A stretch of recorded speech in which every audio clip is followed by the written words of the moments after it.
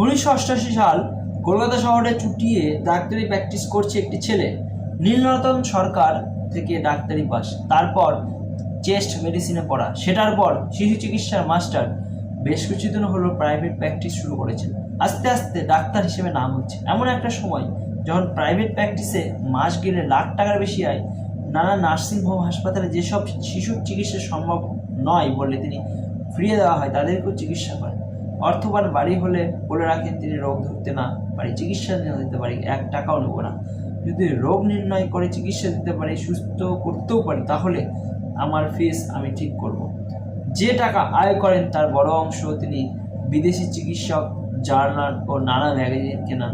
কিছু বিদেশি ওষুধ যন্ত্রপাতি কেনেন। কলকাতা আস্তে আস্তে নাম ছড়াচ্ছে ডাক্তারবাবু। ইয়ং ছেলে, অল্প বয়সে সাফল্য, সেই আয় কলকাতার বাড়িতে নতুন টিভি শো বা ফোন আসছে বাড়িতে। বাড়ির লোকও খুশি। বেশ কিছুদিন হলো ছেলেটির বাবা অবসর নিয়েছেন চাকরি থেকে। সময় মতো বাড়ির দায়িত্ব নিতে পেরে ছেলে খুশি, আত্মবিশ্বাসী, সাফল্য নিয়ে। একদিন সন্ধ্যার পর বাড়ি ফিরছেন, বাবা বসে রয়েছেন ছেলের নতুন কেনা সঙ্গে।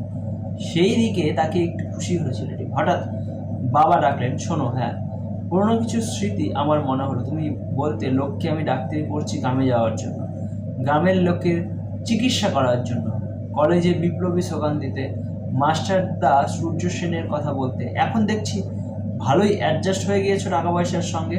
চুপচাপ বাবার কথা শুনলো ছেলেটি। মনে পড়লো বাবা যা বলছেন তা তিনিই বলতেন কলেজে রাজনীতি করার সময়। চুপচাপ 3-4 দিন বিষয়টি নিয়ে ভাবলেন। তারপর কয়েকদিনের চেষ্টা, পরীক্ষা দিয়ে সরকারি চাকরি জয়েন করলেন। জয়েনিংয়ে জিজ্ঞেস করা হলো, কোথায় জয়েন করতে, কোনো প্রেফারেন্স আছে? রাজ্যে সবচেয়ে পিছিয়ে পড়া জেলাগুলি কি কি? পুরুলিয়া, কুচবিহার, ঝাড়গ্রাম, পুরুলিয়া জেলা সদর। হ্যাঁ, ওটা আছে, তবে রঘুনাথপুর অনেকটাই পিছিয়ে পড়া। আচ্ছা, আমার পছন্দের তালিকায় রঘুনাথপুর রাখো, ওখানে আমাকে পাঠালে আমি যেতে পারি। প্রাইভেট প্র্যাকটিস বন্ধ হলো। সরকারি চিকিৎসক হিসেবে পুরুলিয়ার রঘুনাথপুরে যোগ দিল ছেলেটি। বেতন 6,000 টাকা প্রতি মাসে, কিন্তু কিছু ডিএ। আত্মবিশ্বাসী শিশু বিষয়ে কটকি। একদিন কলকাতায় পাকা ছাদের তলে কিছুটা হলেও চিকিৎসা পরিকাঠামোয় চিকিৎসা করেছেন। রঘুনাথপুর হাসপাতালে এসে বুঝতে পারলেন আসল লড়াইটা কোথায়। গোটা পুরুলিয়াতেই তখন শিশু মৃত্যুর হার তুঙ্গে। কিছু শিশু মারা যায় জন্মের সময়, কিছু শিশু অপুষ্টিজনিত রোগে, আর বড় অংশ মারা যায় ভয়ঙ্কর একটি কারণে, কালাজ। বিষাক্ত কালাজের কামড়ে। গ্রামের হতদরিদ্র মানুষ মাটিতে বিছানা পেতে শোয়। বাড়িতে ঢুকে পড়া কালাজ সাপের অভ্যাস। ঘুমন্ত অবস্থাতেই শিশুকে কামড়ায়। আকারে ছোট এই সাপের কামড়ের দাগ দেখতে পাওয়া দুষ্কর। বিষের সিমটম পুরোপুরি ছাড়ানোর আগে পেট ব্যথা, বমি, ঝামুনি এইসব সাধারণ উপসর্গ হয়। তারপর ওঝা, ঝাড়পো এসব পেরিয়ে যতক্ষণ এসব বুঝে না বুঝে হাসপাতালে আনা, ততক্ষণ সব হাতের বাইরে। একদিন দুপুরে রঘুনাথপুর হাসপাতালে রোগী দেখছে ছেলেটি। হঠাৎ 1.5 বছর ও 5 বছরের 2টি মেয়ে শিশুকে একসাথে নিয়ে বাবা এলেন উদ্ভ্রান্তর মতো। কিছুক্ষণের চেষ্টা, কোনো ফল হলো না। 2টি মেয়েই মারা গেল। বাবা বলে সাপে কামড়েছে, কিন্তু সন্দেহ হওয়াতে মেয়ে 2টির বডি পোস্টমর্টমে পাঠালো ছেলেটি। পুরুলিয়া সদর হাসপাতালে খুব রাগারাগি করে অনিচ্ছা সত্ত্বেও মেয়েদের দেহ নিয়ে পুরুলিয়া হাসপাতালে গেল হতভম্ব বাবা। পরের দিন ছেলেটা নিজে গেল খবর নিতে। কি বেরোলো পোস্টমর্টমে। গিয়ে জানতে পারলো মেয়ে 2টির বাবা ঠিক সাপের বিষ। বাইরে এসে দেখে মেয়ে 2টির বাবার সঙ্গে সুস্থ লোকটি রাগে তাকিয়েছিল ডক্টরের দিকে। ডক্টর বললেন, আপনি কি মনে করছেন আমি চেষ্টা করিনি? আপনার মেয়েরা আমার জন্য মারা গেল? ডাক্তার, তুই কিছুই জানিস না। এই যে আমার মেয়েদের ওইখানে পাঠালি, এখন ওদের ঘর নিব কিভাবে? এখান থেকে আমার গ্রাম ডেড বডি নিতে গাড়ি 700 টাকা নিবে, কে দিবে? পাবো কই? 700 টাকা জমি বাঁধলেও দেবে নাই। ওর মা কিভাবে দেখবে বেটিদের শেষবার? কিছু অবাক, কিছুটা স্তব্ধ হয়ে গেল চিকিৎসক ছেলেটি। এ কোন দেশ, এ কোন বাংলা? এই বাংলাকে সে তো চেনে না।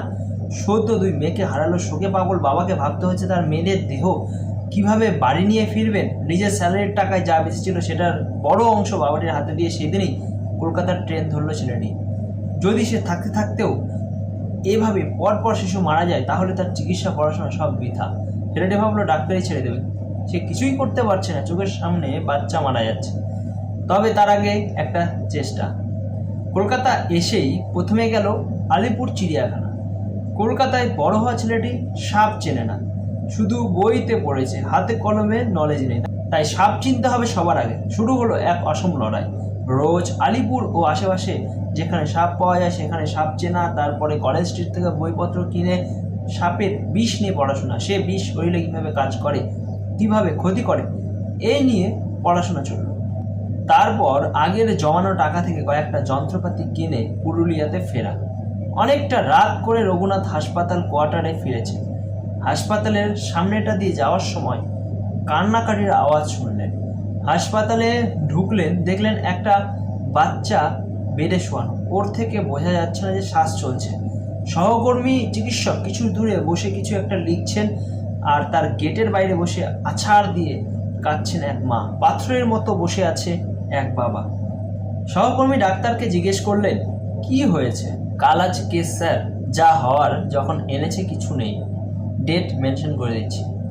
আরও একটা শিশু মৃত্যু দেখে ভেঙে পড়ল ডাক্তার ছেলেটি। তারপর কি মনে হওয়াতে এগিয়ে গিয়ে শিশুটিকে কিছুক্ষণ পরীক্ষা করে দেখলেন, তারপর নির্দেশ দিলেন, এখনই ডেট লেখো না। সবাই অবাক, এ কি পাগলামি। নার্সদের ডাকলেন, ব্যাগ থেকে সব বার করে মেয়েটির মুখে লাগিয়ে রেস্কিউ ব্রিথিং দিতে আরম্ভ করলেন। কিছুক্ষণ পর মিরাকেল হলো। মরা মেয়ে যার ডেথ লিখে দেওয়া হচ্ছিল, সে মেয়েটি শ্বাস নেওয়া শুরু করলো। এক সপ্তাহের মাথায় সুস্থ হয়ে নিজের পায়ে হেঁটে বাড়ি ফিরছিল মেয়েটি। গোটা রঘুনাথপুর আগুনের মতো ছড়িয়ে গেল। মরা মানুষ বাঁচাতে পারে এমন এক ডাক্তার এসেছে পুরুলিয়াতে। এই ঘটনার কয়েকদিন পর হাসপাতালের কোয়ার্টারে দরজা খুলে বেরোতে যাবে। দরজা খুলে অবাক হলেন। ডাক্তার ছেলেটি অন্তত 20 থেকে 30 জন একটা করে ঝাঁপি ও বাঁশি হাতে দরজার সামনে বসে। এরা কারা?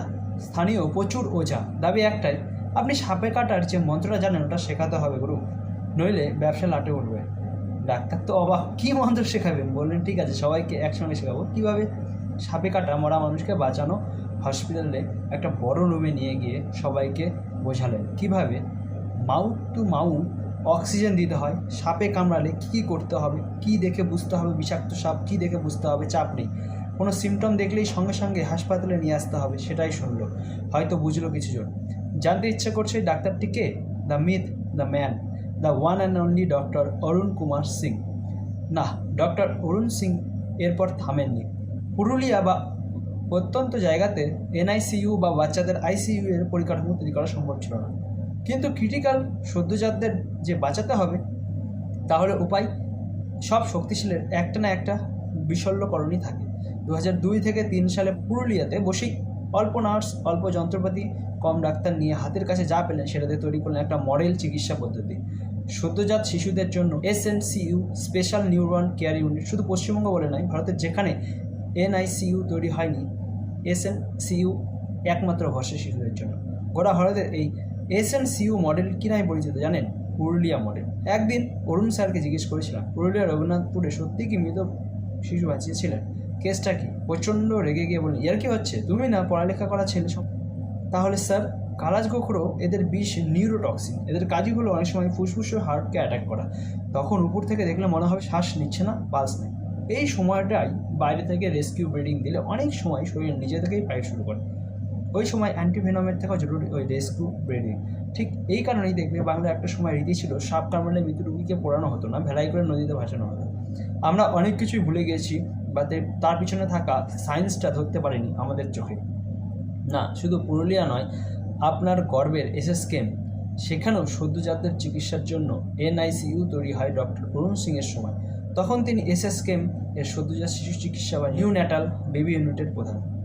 এরপর কোভিডের সময় ভারত সরকারের শিশু উপদেষ্টা হিসেবে ছিলেন ডক্টর অরুণ সিং। কাজ করেছেন একাধিক এএমসে।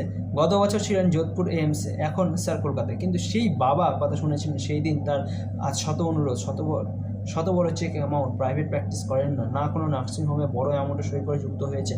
এরকম একটা মানুষকে আমরা যথাযথ সম্মান দিতে জায়গা দিতে পারছি না। যখনই কাজের চাপে ভেঙে পড়ি, ভাবি আর হবে না, এটা নেই ওটা নেই, এই দিয়ে কাজ হয়, এটা পারছি না ওটা পারছি না। তার অরুণ স্যারের কথা মনে পড়ে, তখনই নতুন উদ্যমে কাজ শুরু করে দিই। 1.5 লাখ আয় ছেড়ে 6,000 টাকার সরকারি চাকরি, সাপে কামড়ানো রুগীকে বাঁচাতে সাপ নিয়ে পাগলামি লেভেলের পড়াশোনা। পুরুলিয়াতে এনআইসিইউ ছিল না, অভিযোগ না করে নিজের প্রচেষ্টায় সহকর্মীদের সহযোগিতায় এসএনসিইউ মডেল বানিয়ে ফেলা। এটাই তো জীবন, এটাই তো মানুষ।